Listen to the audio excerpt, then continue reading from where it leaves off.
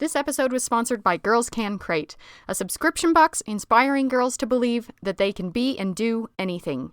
Real women make the best heroes, and every month they deliver them to your front door. And by Jamie Lang, Ellen Gross, Mandy Booty, Chantel Oliver, Mari B. Hedgecoth, Monique Harris-Pixato, and Jill Harrigan.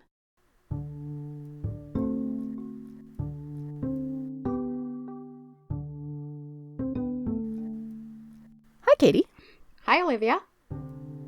Many times in this podcast, we start with our character's birth. Uh-huh. I think this time, the most interesting and most useful way to start this episode is to kill our subject. Maybe.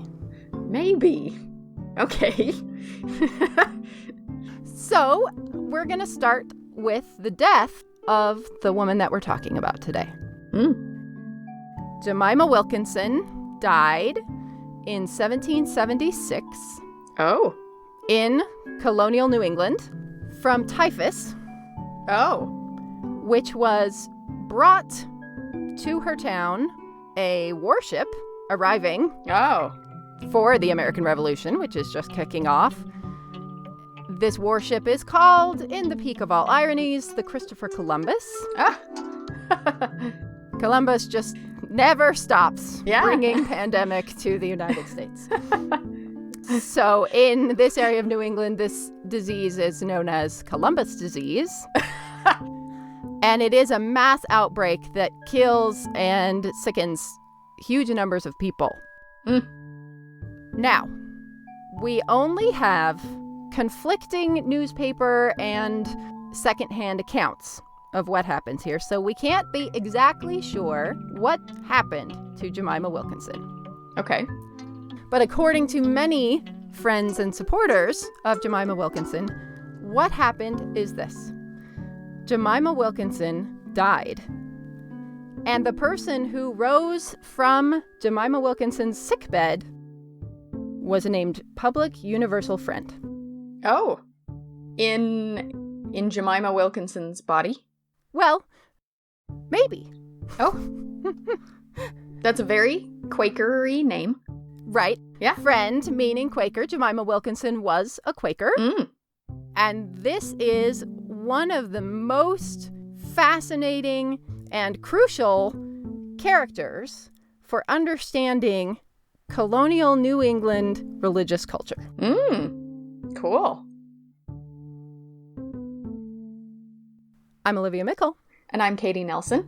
And this is What's Her Name? Fascinating women you've never heard of.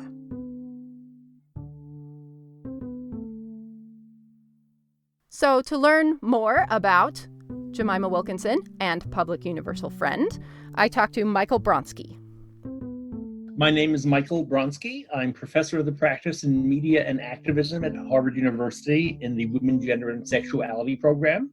I have been an LGBTQ activist since 1969, a freelance journalist. I was an organizer. I've been a professor for the last 20 years, first at Dartmouth College and now at Harvard University. And I've written a bunch of books.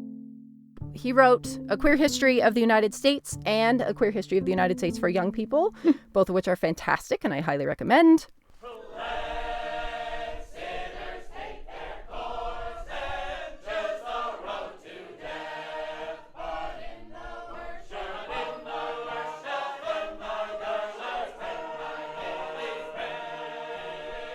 I've never met anyone who has heard of Publick Universal Friend.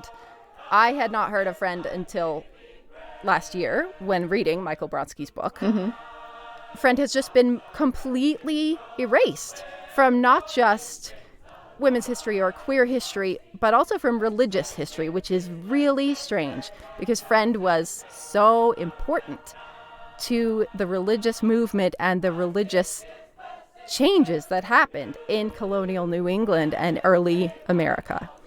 You mean Friend was, like, famous and influential? Extremely so. Ah. Friend was a hugely influential and important preacher in colonial New England. Interesting. And so today we get to delve into not just issues of gender and identity and sexuality and all of those really interesting things, but into the religious culture that was being as revolutionized as the political culture of this brand new nation was. So I want to talk about one of the most curious figures of the American colonial period, particularly around this person. I'm being very careful with my pronouns. This person raises really important questions about religion and about gender in early American history.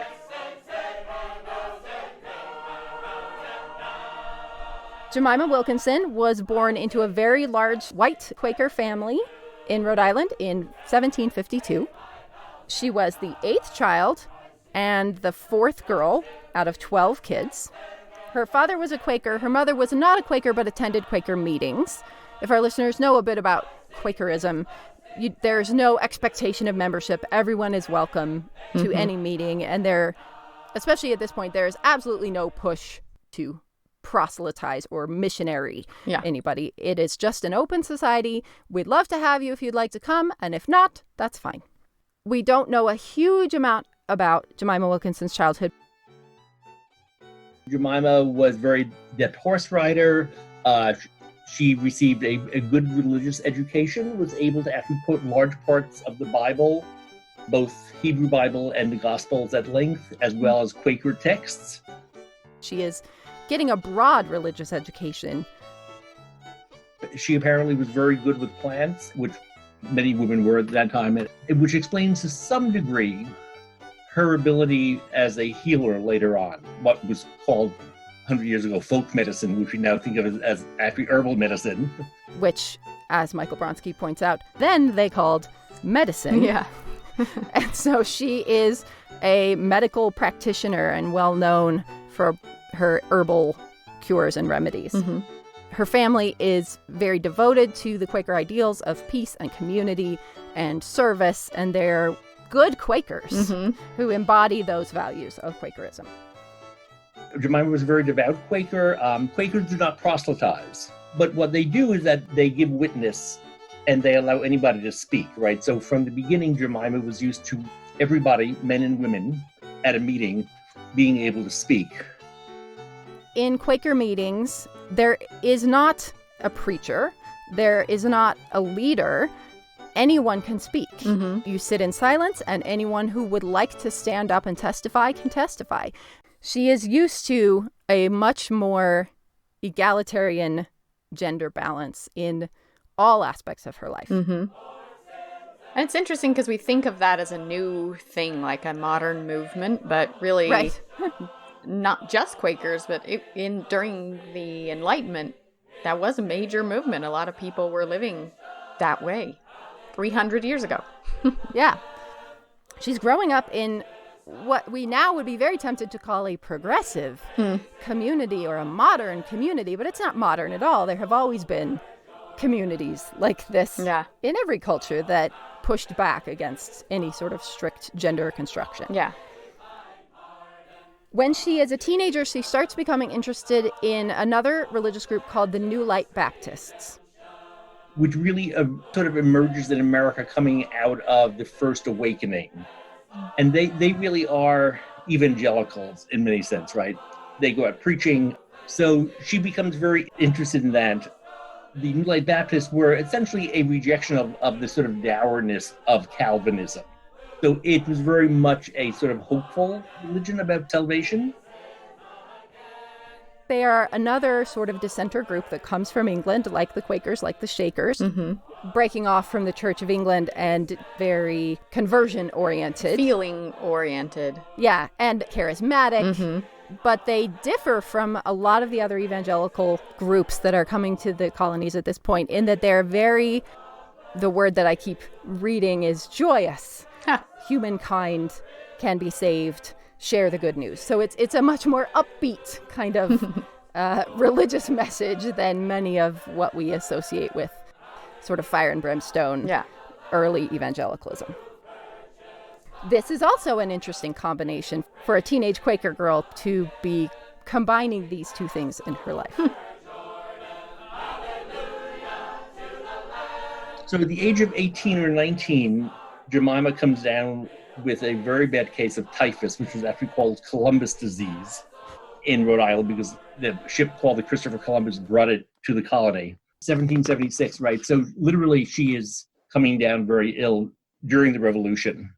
And Jemima Wilkinson is severely ill. She is in and out of consciousness. They are very afraid that she is going to die. In this many days of fever, Jemima Wilkinson began having visions.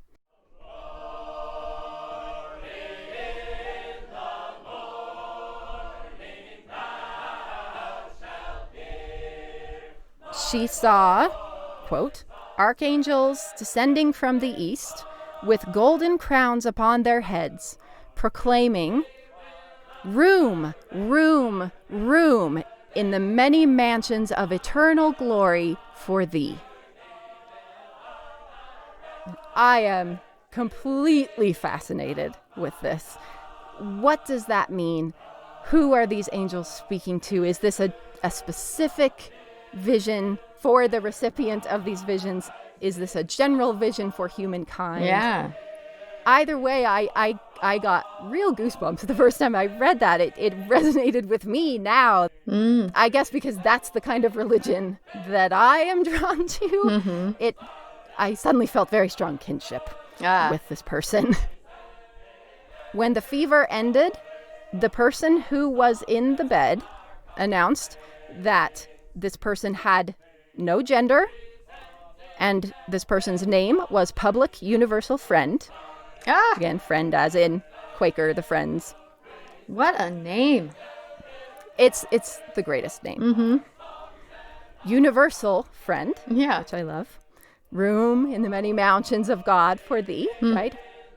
Publick Universal Friend. Interesting. And Jemima Wilkinson was no more. Wow. And Publick Universal Friend was a preacher. Now we need to have a quick talk about pronouns. When I did a queer history of the United States for young people, my editor and I decided that we would not say he or she. We would not use the more ubiquitous they, since friend never said friend was a they. So these words, which are really useful for us today in many ways, are not useful thinking about things historically. Yeah. And one thing I've learned from writing these two books, right, is that it really is important to actually see people in the complete context of how they live. So saying friend, even though I use it 3 times in a sentence, right, is actually the most accurate. Friend said that they were friend and had no pronouns, so friend had no pronouns. Now, like most of the things we're going to talk about in Friend's life, there are lots of different versions of this story because Friend did not write anything down. Classic religious leader move. Yes. And of course, at this point, a person announcing that they have no gender is fascinating news. And the newspapers were fascinated. So there are lots of stories from this time about this person, but they are all taking a variety of different slants with a variety of different agendas. And it's very hard to know what Friend actually thought or said because all we ever have is second or third or fourth hand accounts. One of the things which people argued about is, did Friend say that Jemima Wilkinson died? And Friend was brought back from the dead? Did Friend merely change names as some sort of a spiritual calling? We can't know for sure. But what we do know is that it seems very unlikely that Friend would have publicly claimed to have been brought back from the dead, because that's the kind of thing that got you killed in a largely Puritan society. Yeah, that's a very Jesus-esque thing to claim and very dangerous. And there were many people throughout the rest of Friend's career who claimed that Friend claimed to be Jesus. Oh, interesting. Friend said a lot of things. We have very little from Friend per se. We have people who have written down what Friend said. And we all know that that is actually not named as a primary source. Right. This is why the question of did Friend think that Friend was Christ comes up. I think it's ambiguous how Friend was presenting this. I mean, clearly as a matter of the physical matter of the body, it was the same physical matter. But we do have an account from one of Friend's followers, which is interesting. One of Friend's followers wrote this, that Friend said, "And the angels said, the time is at hand when God will lift up his hand a second time to recover the remnant of his people, whose day is not yet over. And the angels said the spirit of life from God had descended to earth to warn a lost and guilty, perishing, dying world to flee from the wrath which is to come, and to give the invitation to the lost sheep of the house of Israel."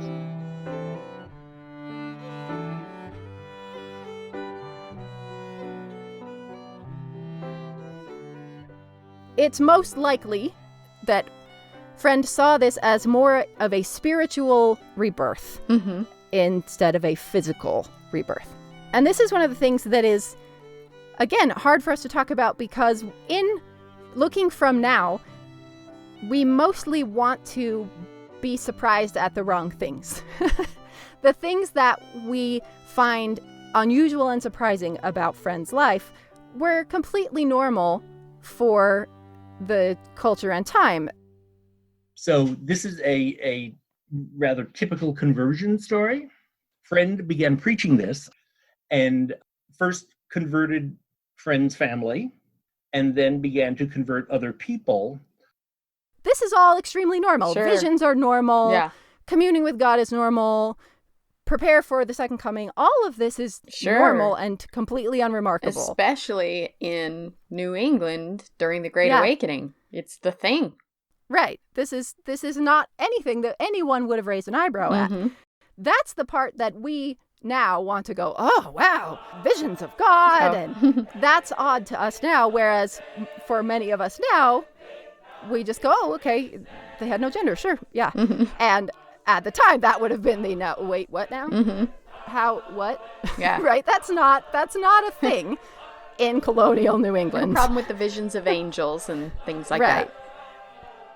And again, us wanting to put terms backwards, my first impulse was to say, oh, Friend is non-binary.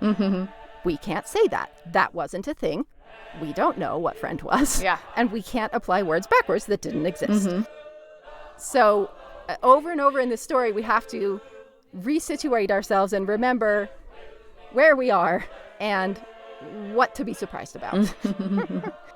There is definitely this idea that you have some sort of deep religious conversion experience and become a different person. Sure. What we can state for sure is that Friend was very clear that Friend was not Jemima Wilkinson. Friend refused to sign any documents that had that name on it, and when absolutely forced legally to sign or in any way acknowledge Jemima Wilkinson's life, would sign an X. Let's pause for just a second to thank our sponsor, Girls Can Crate. Girls Can Crate is a unique subscription box inspiring girls to believe that they can be and do anything. Every crate features an inspiring woman and her own unique story of why she's awesome, a 28-page activity book, plus everything you would need to complete 2 or 3 hands-on STEAM activities and more. And for our listeners, if you go to girlscancrate.com, CRATE.com, and use the code HERNAME, all caps, you'll get 20% off your first month's crate on any subscription. Check them out now at girlscancrate, CRATE.com. And when you order, make sure you use the coupon code HERNAME, all caps, so that they know we sent you. Now we want to introduce you to an amazing new podcast we think our listeners will really enjoy. It's called Fierce, a storytelling adventure, The Women Who Changed the World. The thing I really love about this show is that it's linking these forgotten women from the past to women in the present who are sort of a modern incarnation of that. A famous female pirate and a modern female sailor carrying on that legacy. Yeah, it's so cool. It's sort of like acknowledging that the women who play these roles today are standing on the shoulders of those women who came before. It's an 8-part series that launched on May 6th, and they have new episodes every Wednesday. The host, Joe Piazza, is an award-winning journalist and a best-selling author. If you love What's Her Name, and we know you do, we think you're also going to love Fierce. Listen to Fierce on the iHeartRadio app or wherever you get your podcasts.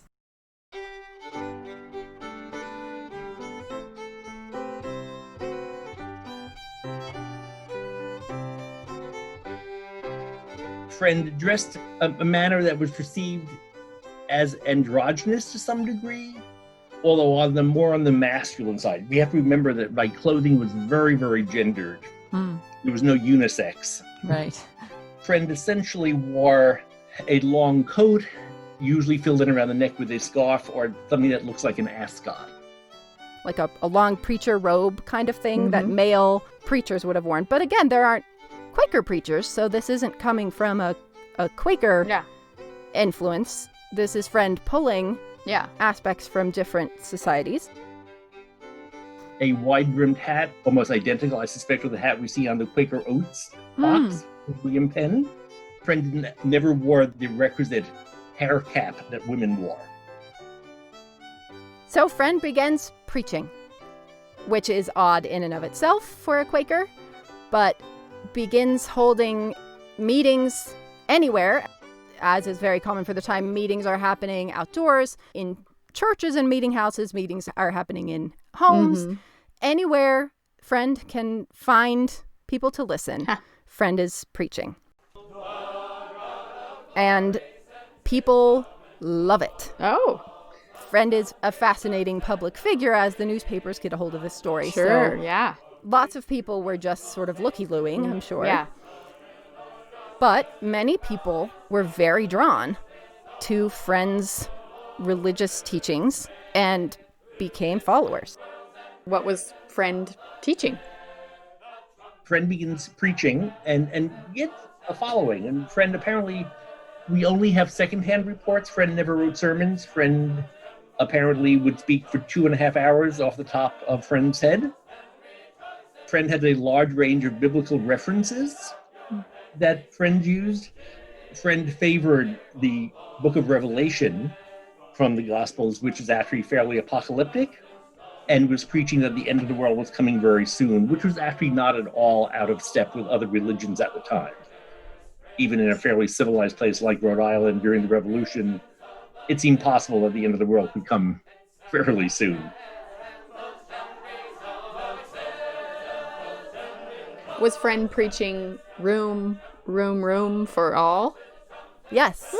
And again, for a Quaker, less surprising, right? Yeah. Quaker meetings are open. Right. Quakers are committed to social justice as one of their core principles. Friend takes that and carries it one step farther. Meetings are open to anyone of any race, including indigenous people, which was extremely unusual for the time. And that is something that ends up getting Friend in trouble. The colonialists do not want people listening to and championing the causes of the indigenous people they are trying to push out of the land they want. And Friend is still extremely committed to social justice, to caring for the poor, to hospitality as a virtue. Everyone who attends any of Friend's meetings gets fed, no matter why they're there. Anyone who would like to come and eat can come and eat, much like Sikh religions now, that one of the core principles is feeding people, is making sure everyone has material needs met before you tend to spiritual needs. Friend had rather conventional morality, an emphasis on abstinence from sex, fairly following the dictate of St. Paul that it's better to marry than burn. And, sex was okay if you were married. Many people probably have heard of the Shakers, who are another offshoot from Quakers at this point that believe in abstinence. Friend is sort of a midway point. Abstinence is best, but if you must, you can marry. Huh. It is a very Quaker-ish, communal, good kind of society, and they do eventually form communities. Friend's followers purchase a large amount of land in New York State. There's some arguments. They think it's in Pennsylvania. It ends up being in New York State. There's an argument between Pennsylvania and New York State and the British government and the indigenous people whose land it really is about who owns this land. But they do form a city called Jerusalem. And they own all of the land in common, but it isn't a commune.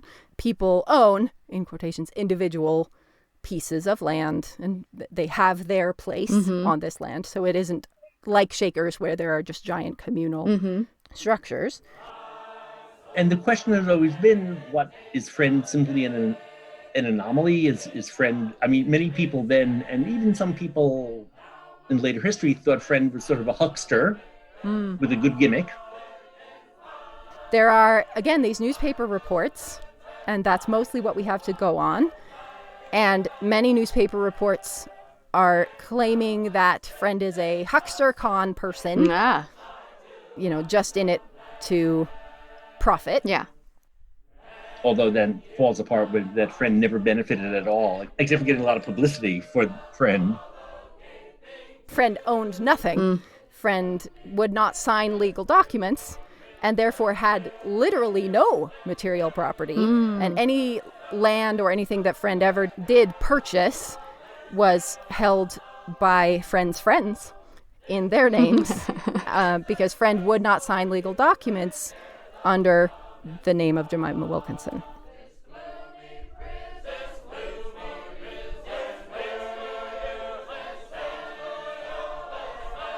One or two scholars say that Friend was literally taking the words of Paul to heart when Paul says that in Christ there is neither Jew nor Gentile, male nor female. But I think what makes the most sense to think about this is that if you think about America at this time, right? America's pulling away from Great Britain. It's really inventing itself from the bottom up, and is really inventing, along with everything else, like democracy, a government, a constitution, a Declaration of Independence, right? It's actually rather intent on culturally breaking away from Great Britain and inventing a national literature, a national theater, a national school of art, and a new version of gender. So there's a huge impulse across the country to actually reject British masculinity, which is seen as foppish and effeminized, even though all of our founding fathers wore rather fruity-looking wigs. So in America, we really begin reinventing gender, and we come up with, over the next decades, Davy Crockett, Daniel Boone, the strong American man who goes out in the wilderness and conquers the wilderness, unfortunately also killing indigenous people, right? And the American woman is also reconceived, right? People don't realize, right, that Abigail Adams, beside writing those incredible letters to John Adams demanding freedom for women as well, also ran the farm and was a major investor in New York investment houses during this time. So the new American woman is as much of an invention as the new American man. So I think if we put Friend pretty much inventing a presentation of gender that is completely new, it makes total sense in that context. So even this, what looks like, we look back and go, wow, that's wild that someone is doing this gender play in 1776. It wasn't. This was an odd extreme of it. But the idea of breaking down these gender norms and who should wear what and who should do what, it's totally normal. So Friend is inventing an entirely new form of American religion that pulls from all of these known forms but also creates something new. It isn't just a conglomerate. It is a new way of thinking about what religion is for, about what your responsibility is as a member of a religion. So it's a really fascinating mixture of all of these religious movements that are happening around Friend at this time, and really innovative and creative and influential, because Friend has many followers and Friend is extremely well known. This is an important religious movement. Like how many followers? Thousands. Like Dang. big. It's a big deal.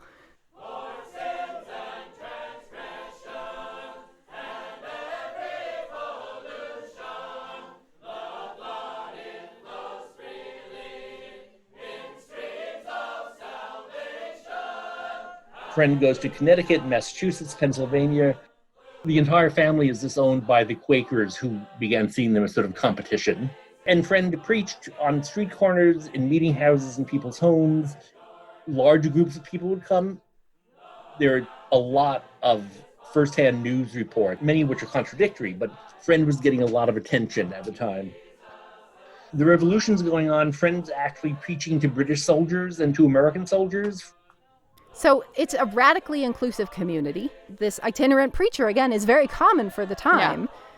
But outside of this Quaker community, anybody who is not a man doing that is extremely unusual and odd. And followers start amassing very quickly.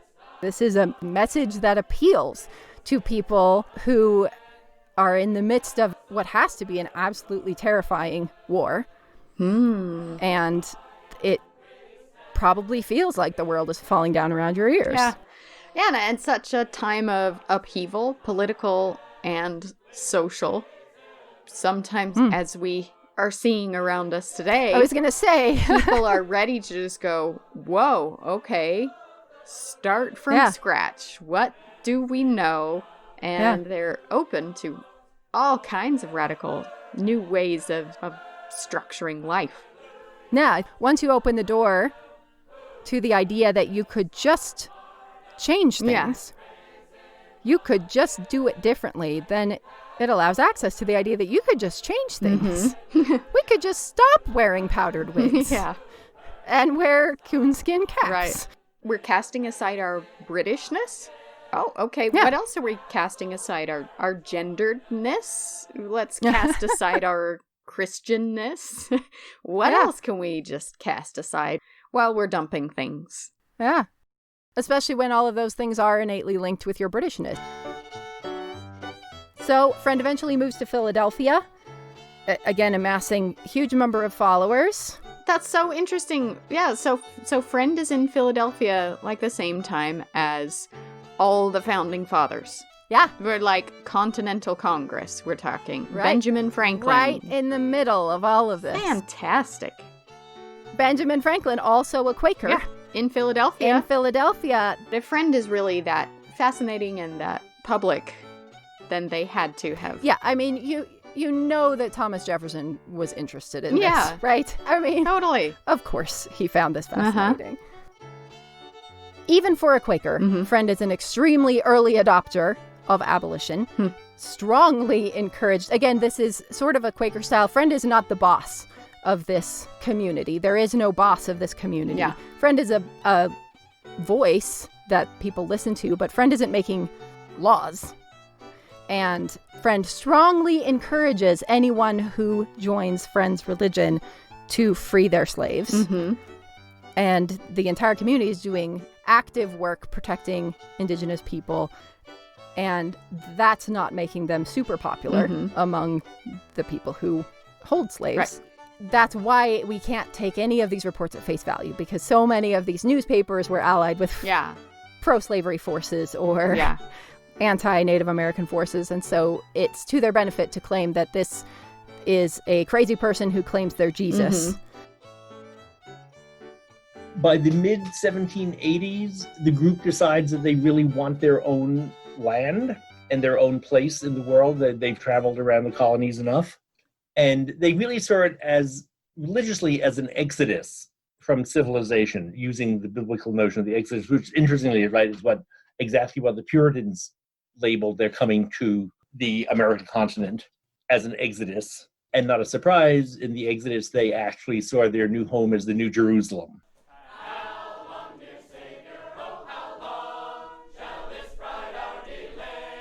This exodus narrative is one that is used over and over and over again. Yeah, leave the boundaries of society so that you can be truly free.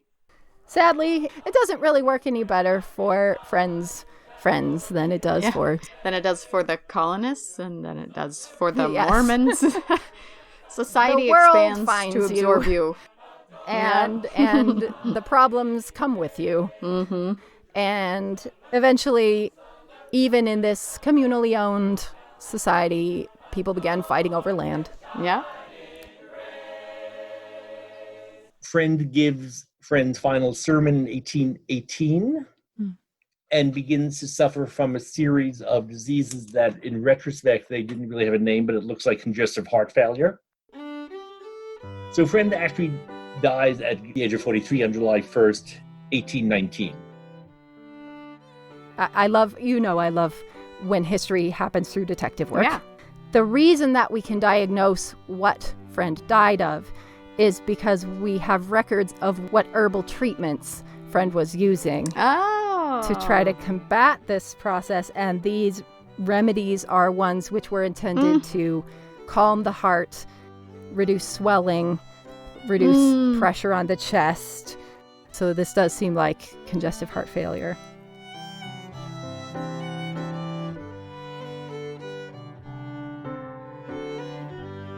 Now, the goal of this society is following Friend's views, and so there is a prohibition on sexual activity. That means, much like the Shakers, the colony is not creating children. Yeah. And membership is dwindling. And where the Shakers actively take in orphans and see this as part of their role of, like, we are raising the extra children, and that's how we get children.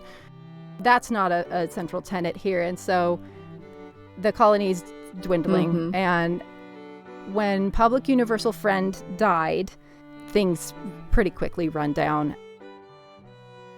I think we can understand why Friend may not have featured heavily in women's history, obviously, because Jemima Wilkinson was a woman, but Friend was not. But it's baffling that Friend has been so erased from religious history, because this was an important, vibrant, influential, meaningful religious movement. But since being included in Michael Bronski's Queer History of the United States for Young People, Friend is starting to gain a little ground.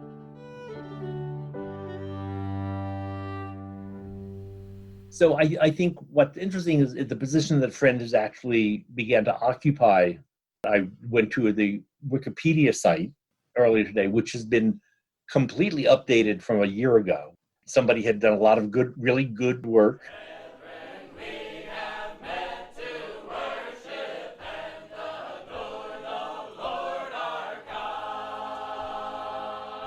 I think there are several lessons for us today, right? One lesson is that who knows how much is lost in history that we have to rediscover. Yeah.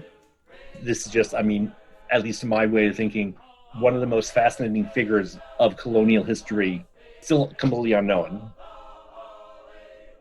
But the insights that Friend's story gives us into what colonial religion was doing, what it was concerned with, what appealed to people, and what people were worried about.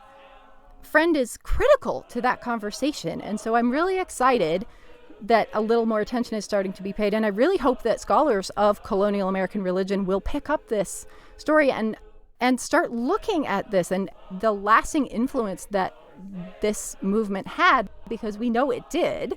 Track down more of those influences and figure out what happened here and how did this put a unique American stamp on who God is and how we relate to them. Awesome. So I do think that for us today, whether it be in women gender discussions or history, religious history, or even the history of America and what that actually means in terms of looking at religion and looking at sex, gender, sexuality, that Friend presents a completely unique paradigm through which we could look at these other issues.